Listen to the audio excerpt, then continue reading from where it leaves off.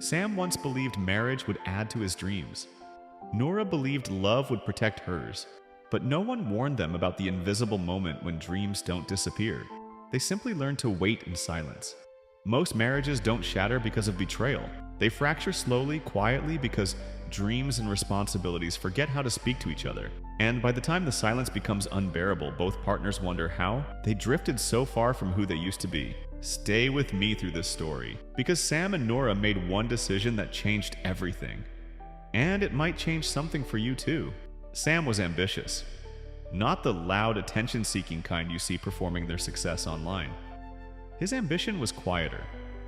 It was the kind that pulled him out of bed at 5 in the morning. The kind that whispered through every mundane Monday, "One day, I'll build something that matters." Noora carried dreams of her own. She craved freedom, creativity, a life where love felt like wings rather than walls. She imagined mornings spent painting, afternoons lost in words, evenings where passion wasn't something she scheduled between obligations. Before they married, they made each other a promise.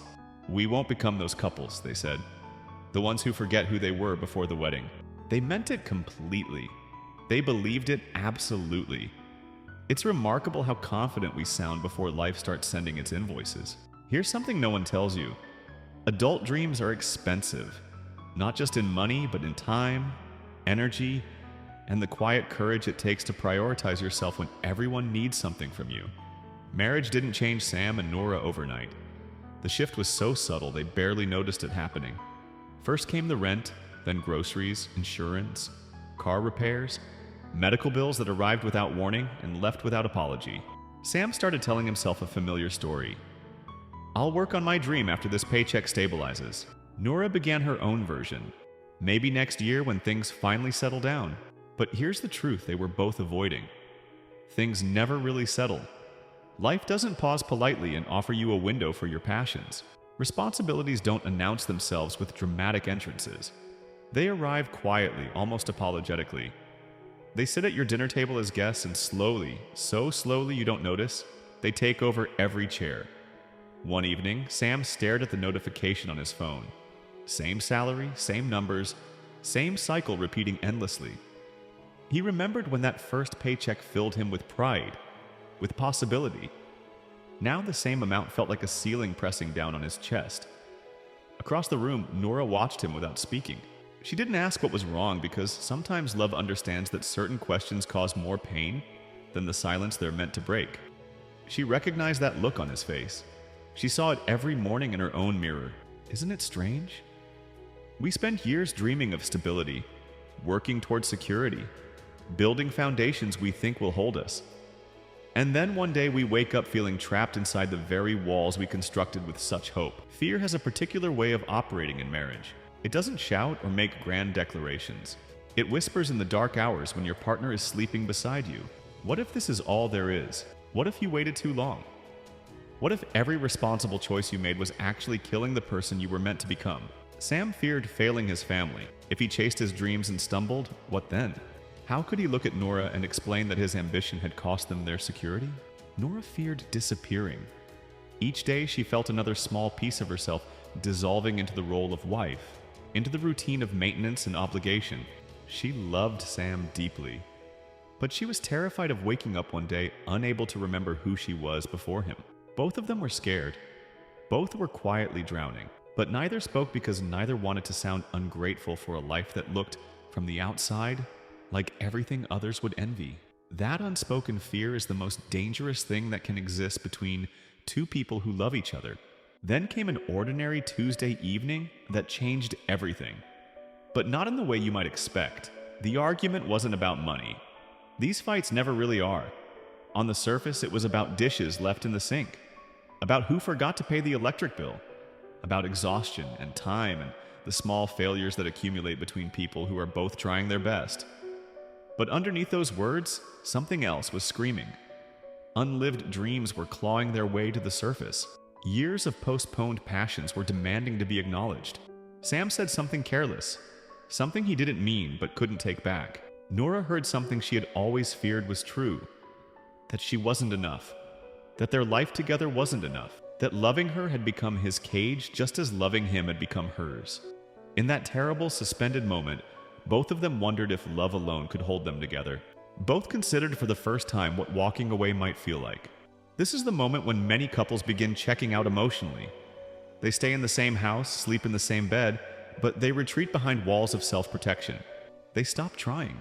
They accept disappointment as the price of commitment. Sam and Noora almost followed that path. Almost. But that night, after the argument had exhausted itself, Noora said something that cracked everything open. "I don't want you to kill your dreams for us." I couldn't live with that, and eventually neither could you. Sam was quiet for a long time. When he finally spoke, his voice was rough with everything he'd been carrying. "And I don't want my dreams to cost me you. Nothing I build means anything if I lose us building it." Something shifted in the silence that followed. They realized, perhaps for the first time, that they had been approaching this all wrong.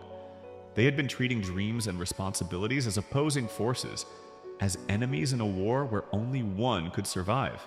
But that night, sitting in the aftermath of hard words and harder truths, they understood. Marriage isn't about choosing between who you are and who you're responsible for. It's about redesigning your dreams to survive alongside your responsibilities. It's about integration, not sacrifice. Love alone cannot sustain a marriage through the long years. What holds two people together is shared direction. It's knowing that you're both walking towards something, building something, becoming something together. Sam and Noora didn't make dramatic changes. They didn't quit jobs or sell everything and move across the country.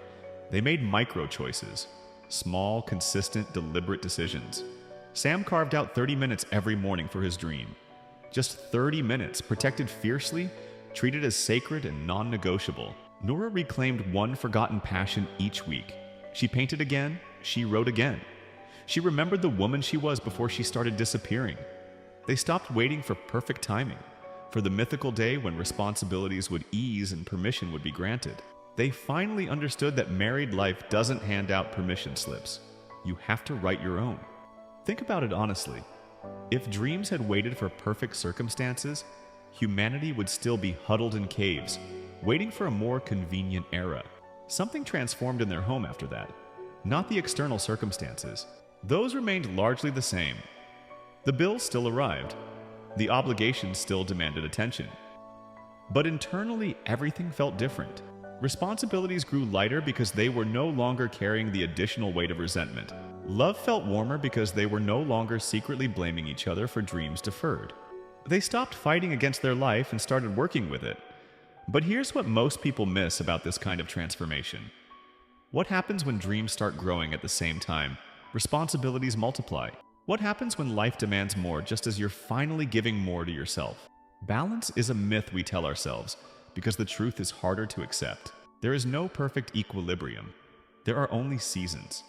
Some seasons demand sacrifice and patience. Others reward persistence and faith. The mistake is believing any single season is permanent. Sam and Noora stopped chasing the impossible balance everyone talks about. Instead, they learned to honor whatever season they were in. They held their dreams loosely during demanding times and expanded into them when space appeared. They forgave themselves for imperfection and celebrated every small step forward. Dreams don't die in marriage. They suffocate slowly when they're ignored, postponed, treated as luxuries instead of necessities. Responsibilities aren't the enemy of passion. Silence is. Unspoken needs and unshared fears will destroy what open conversation could save. If you're married right now and you feel tired, stuck, quietly frustrated with a life that looks successful but feels hollow, hear this. It doesn't mean your marriage is failing. It doesn't mean you chose wrong. It means your dreams are asking to be heard again. They've been waiting patiently. And maybe it's finally time to listen. Sam and Noora's story isn't finished. It continues every day in small choices and quiet victories, in seasons of struggle and seasons of growth. Their journey is just beginning, and perhaps in some way, so is yours.